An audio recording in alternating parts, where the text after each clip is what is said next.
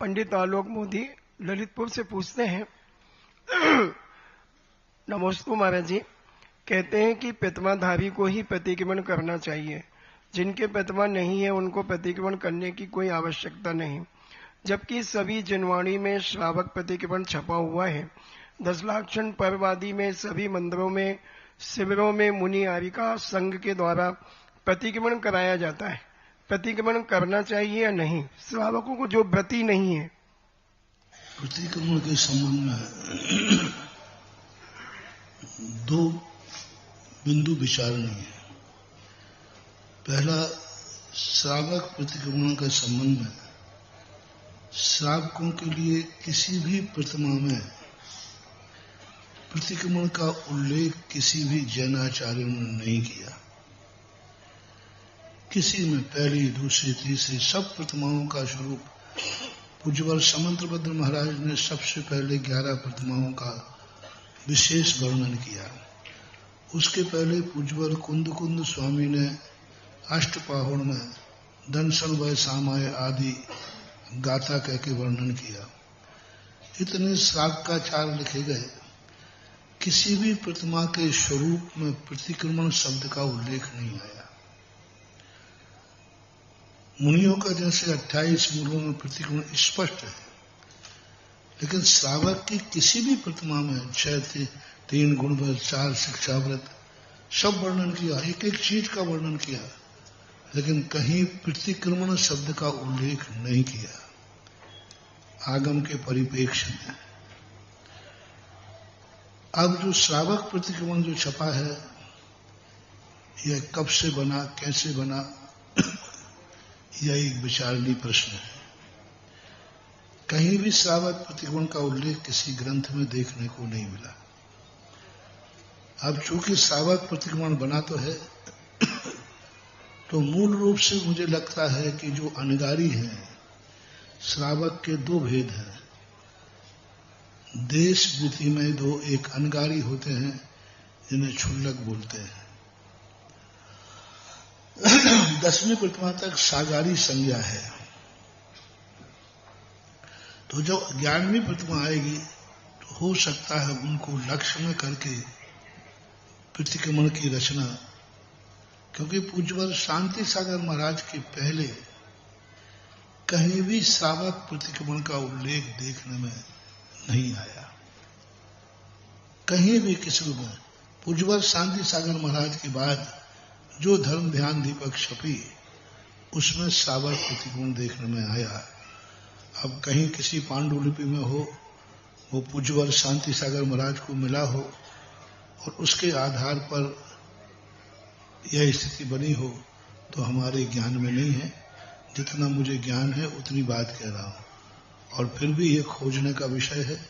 यदि कहीं मिलता है तो अपन सबके लिए ग्राह्य है, ग्रहण करना चाहिए, लेकिन ये खोज है। जहां तक मैंने खोजा वहां तक बता रहा हूं।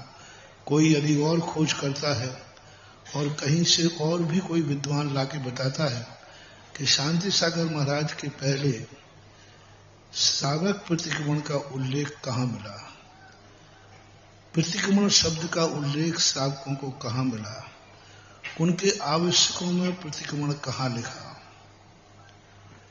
यदि मिले तो कहीं दिखाएं। अपन उसी दिन अपनी धारणा को आगे बढ़ा लेंगे, सुधार लेंगे। अभी तक अब ये हुआ काम आगम और सिद्धांत का।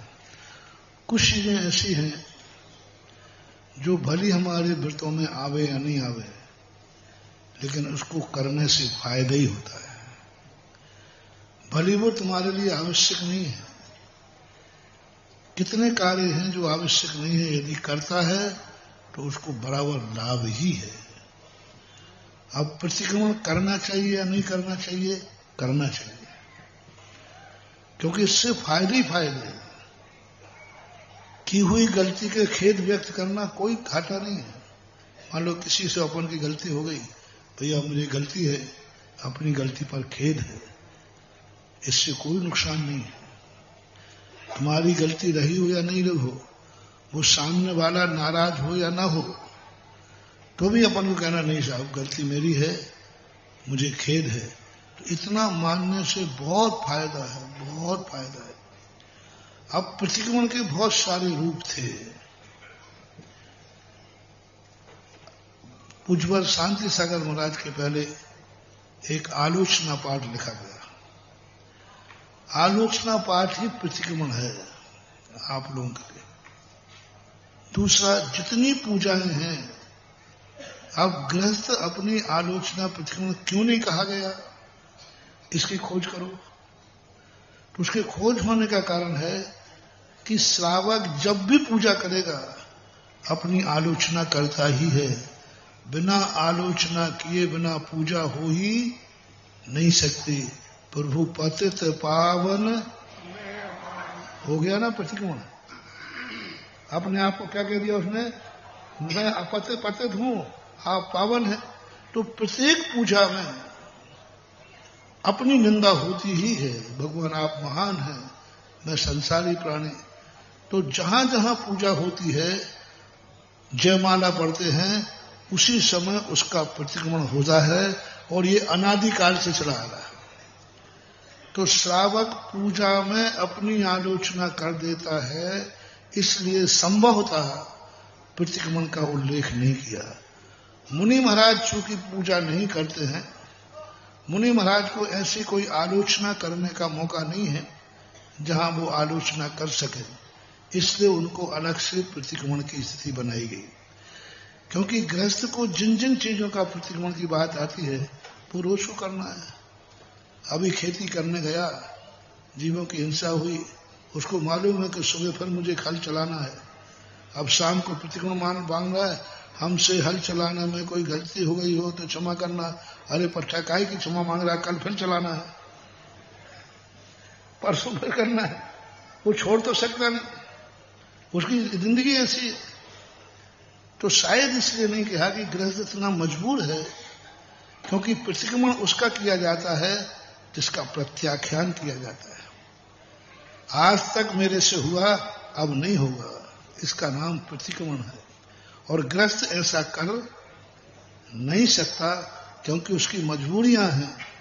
तो इन सब कारणों को देखते हुए संभवतः प्रतिक्रमण का उल्लेख न किया हो, लेकिन फिर भी मेरा सबके लिए मेरी व्यक्तिगत सलाह है, प्रतिक्रमण करने में कोई बाधा नहीं है। अपनी जितनी आलोचना करो भगवान के सामने तो अपन को फायदा ही है, नुकसान नहीं है। इस प्रकार की इसकी व्याख्या समझना चाहिए। सत्येंद्र जैन, वास्तु, अहमदाबाद।